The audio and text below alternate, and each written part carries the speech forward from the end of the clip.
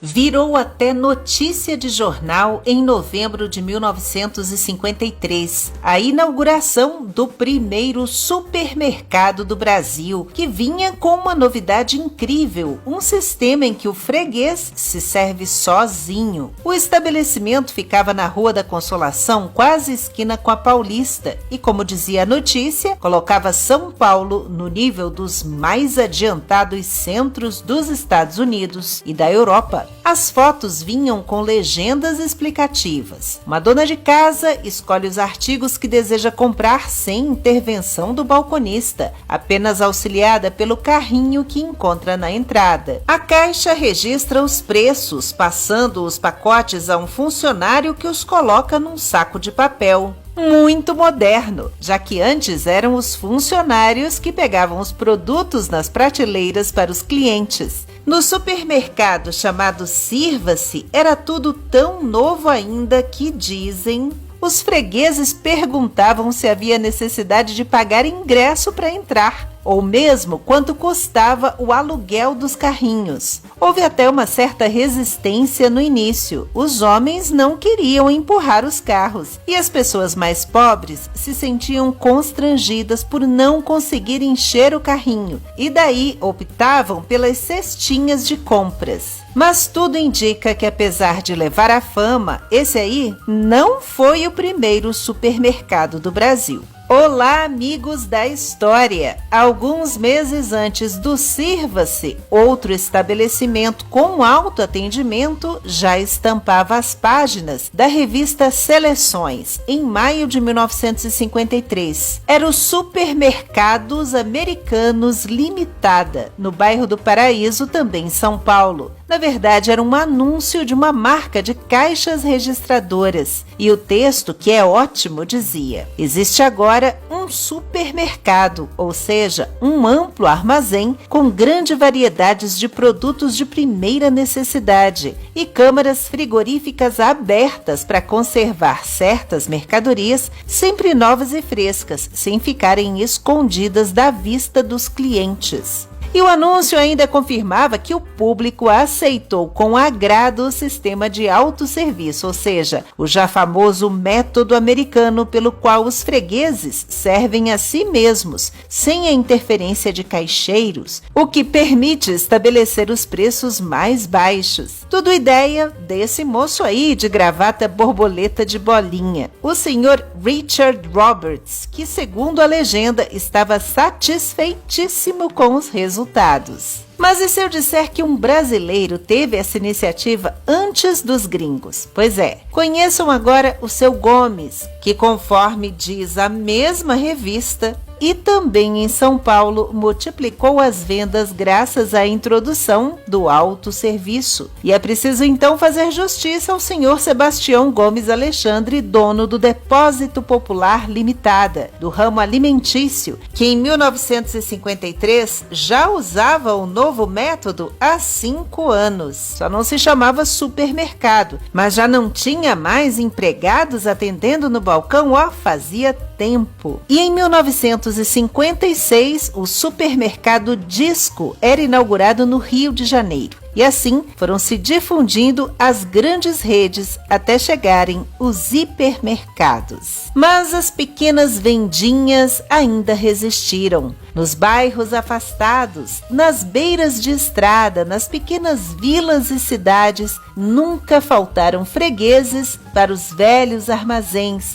para as antigas mercearias e quitandas, do baleiro no balcão, da balança e do papel grosso para embalar todo tipo de secos e molhados, da caderneta onde eram anotadas as compras até que o comerciante recebesse o dinheiro e riscasse do papel o nome do devedor e da dívida, mesmo que a regra seja sempre a mesma: fiado só amanhã. Uma história que começou bem lá atrás, no ano da criação da Companhia Geral do Comércio do Brasil, em 1649, os empórios eram os únicos estabelecimentos comerciais por aqui, e vendiam itens importados como vinhos, azeites e farinhas. Também eram parada obrigatória de tropeiros e mascates, onde encontravam fumo, cachaça, charque, sal, tecidos, vimes, entre outros produtos para troca e armazenamento. Em 1808, com a chegada da família real portuguesa, surgem as primeiras lojas de luxo no Rio de Janeiro, e a cidade passou a acomodar ateliês, modistas, tecidos importados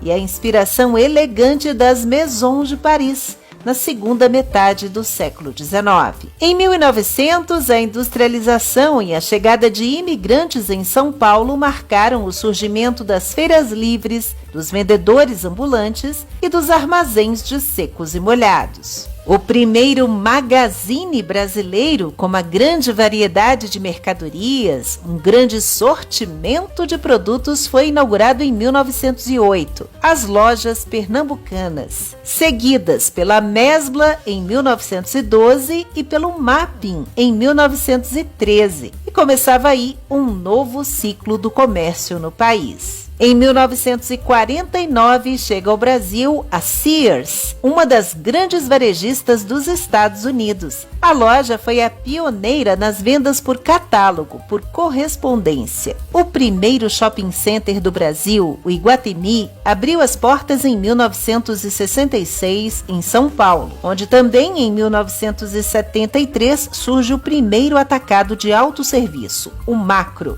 E 2 anos depois, o primeiro hipermercado, o Carrefour. O Atacadão foi um modelo de estabelecimento que ganhou impulso no final da década de 1980 e início dos anos 90, quando a inflação chegou a superar os 80% ao mês, consumindo rapidamente o salário, e quando o preço dos produtos podia subir a qualquer momento, remarcado todos os dias, alguns até mais de uma vez no mesmo dia. Os brasileiros passaram então a estocar alimentos, fazendo a compra do mês, só uma, e das marcas mais baratas, mas só depois de muita pesquisa. Em 1996, ganha força o modelo das lojas especializadas com mais de 1.000 metros quadrados de área de vendas, com a abertura da primeira Saraiva Mega Store.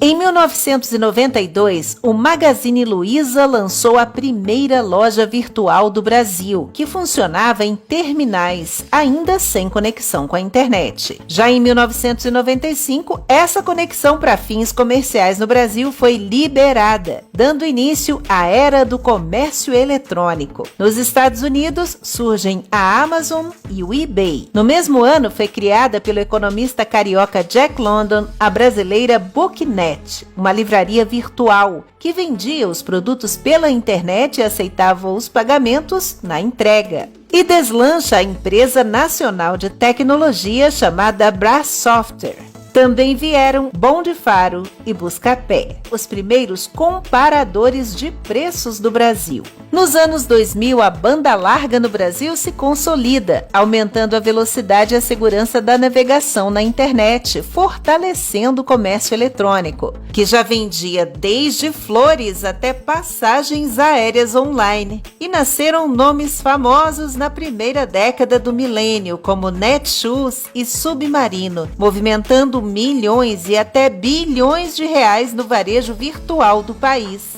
A praticidade dos smartphones e aplicativos aqueceu ainda mais esse mercado, desencadeando depois também fusões e aquisições de marcas conhecidas. E nos últimos anos, plataformas asiáticas como Shopee, Shein e AliExpress estão aumentando a participação no comércio online brasileiro. Todas essas inovações tecnológicas ainda não determinaram o fim das lojas físicas, mas já mudaram para sempre a cara dessa atividade.